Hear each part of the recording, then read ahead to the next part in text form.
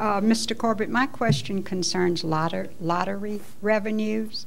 As you know, now the lottery revenues support only older Pennsylvanian benefits such as PACE, PACENet, shared ride, home and community-based options. If you are elected governor, would you expand the use of those lottery funds to include other state-funded programs? No. Why should I? Do you want me to expound on it? The simple answer is no. That's good. That's okay. Fine with me. Okay. Good morning. Len Bach.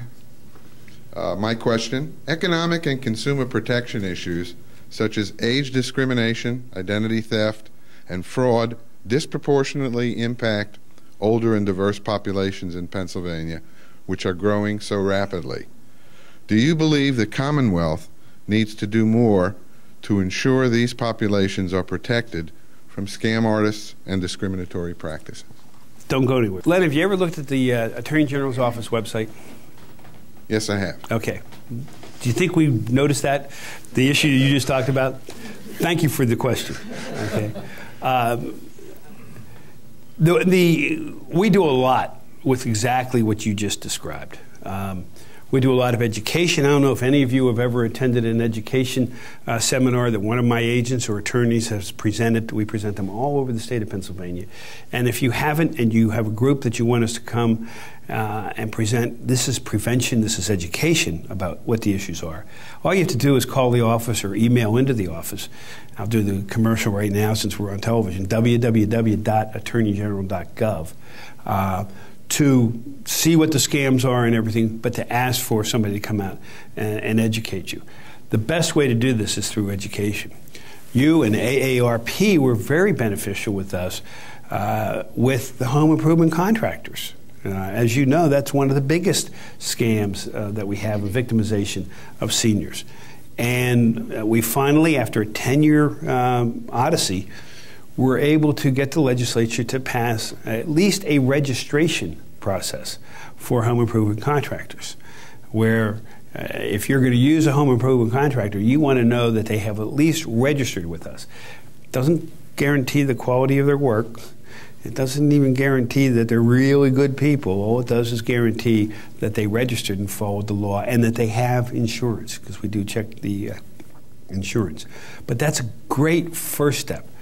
Anybody care to guess how many people? We started the registration process last year in March. They had to be registered by July.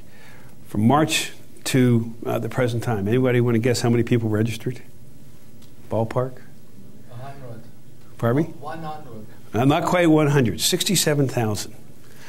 Now, I will tell you, when the legislature passed that, they gave my office no additional money to do it.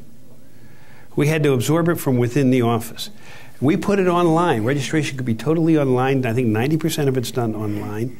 As compared to New Jersey, where it took months to get registered, we got people registered very quickly. And I've seen a recent couple articles saying, well, this guy has convictions and stuff. We don't have the manpower to check what they say because they didn't give us any money to hire more people. It would hundreds and thousands of hours and man hours to do that.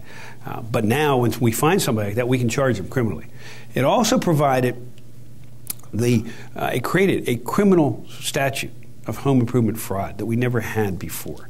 So the district attorneys and my office can go after these people. It has been a tremendous impact, I think, and will grow. Now, the bad part of this is those home improvement contractors each gave $50. We wrote it out to the Commonwealth of Pennsylvania. I'll let you do the math of 67,000 times 50. It's quite a big chunk of change, which would have been helpful in my office, right? We didn't get it. It went into the general fund, and we haven't gotten it yet. Okay, so we have really expanded the services of the office, and we'll continue to do that. Funding would be tremendous in our office because that's the role of the consumer protection section of the office. And I believe we have one of the best ones. Education is very important. That's why we put it on the web. How many of you are on a computer now? Okay, take a look at that. If I said that 15 years ago, I'd suspect there'd be fewer hands. You know what the greatest interesting courses at community colleges today? People over 50 taking a course on social networking on the computer, Facebook, Twitter, and all of that. So we know that people over 50 and 55 are getting much more involved. We know the kids are doing that. So our education process is using that also. If we had some more funds, we'd have more people out there teaching. We'd be able to do a lot more checking than we are. So I've just asked you to go talk to your legislators in case you didn't get that and say, hey, this office, the Attorney General's office, needs to be taken care of. Okay? Thank you. Thank you for meeting with us today, Mr. Corbett. Would you like to close the interview now? Sure, we can close that. I've just described a pretty bleak picture to you, haven't I? You're all thinking, I got to move. Well, that's exactly what I don't want. That's the reason I'm running for governor. When I got in this job as Attorney General, I wasn't planning on running for governor. But the longer I sat here and worked and looked at what's been going on in state government, and I really didn't start looking at this till the beginning of 2009, saying, we've got to change the way that we're going. We've got to change the direction of Pennsylvania. We have to start thinking about what we want Pennsylvania to look like, not today, not tomorrow, but what do we want it to look like for your grandchildren and grandchildren? What's it going to look like in 2030? Why are people going to stay in Pennsylvania and not move to other states like Texas or Florida or Tennessee or Arizona? We've got to give them a reason to stay. And that starts with state government. It starts with state government and starts with the governor's office and the legislature creating a climate that makes people want to be in business here. Many of you said you were in business. If you were to start a business today, I suspect you'd look at the business tax climate and say, why am I here? Unless I inherited a business, I'm going to move to Texas, where their business tax climate is much, much better. We're not really competitive with those places. And in order for us to do that, we've got to change the business tax climate, which means we've got to change the way we're spending money in Pennsylvania. We have great resources in Pennsylvania. This is a beautiful state. I hope you get to travel at 1/10 the amount that I travel at. We have great people and great work ethic in Pennsylvania. The resources we have with water, well, right now we got a little too much water in the Susquehanna. With water, with the forests, with our natural resources of coal and natural gas, with the industries that we have. Not only the old industries, but the new industries that we have, with the life sciences that are developing all across Pennsylvania, the high-tech companies, spin-offs that young people, like my son, graduating from a Carnegie Mellon, can start his own company, maybe become the next Spielberg or the next people who invented Google. Why would they stay here with the tax climate? We want them to stay here.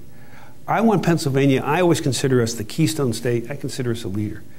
I've been to New York. I've been to New Jersey. I've lived in Texas. I love Pennsylvania, and I want Pennsylvania to be the great state that I know it is. If we keep going the same direction, we're going to see our young people move away. I always say this. I ask a crowd, how many of you have to get in a car, get in a plane to go visit your grandchildren in another state? I don't want that to happen. I want them to stay here.